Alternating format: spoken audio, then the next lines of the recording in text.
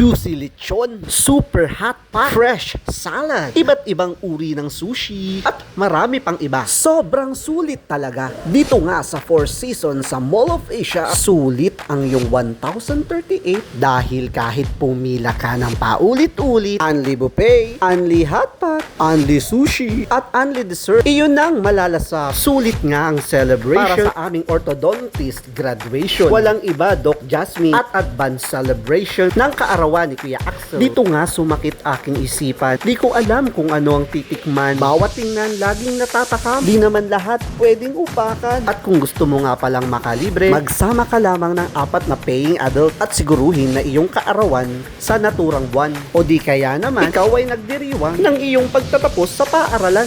Dito na nga'y aking titikman. Fresh salad na hindi ko alam. Lalagay lang daw ako ng dahon, konting kamatis, gasinulid na repolyo, ni-slice na singkamas, at konting karot para walang kurot, at kung ano-ano pa. At para lalong sumarap ay mamimili ka kung anong klaseng dressing ang nilalagay mo. Pwedeng Thousand or Caesar. At mas pinili ko nga ang Thousand Island dahil mas malasa ito. Nakakatuwa nga at ang mga batay ganado. Itong si TJ sa ice cream interesado, habang si Chloe naman sa siopaw na papawaw. Wow na wow daw sa sarap. Nabusog nga kaming lahat, kaya dito na ako magwawakas.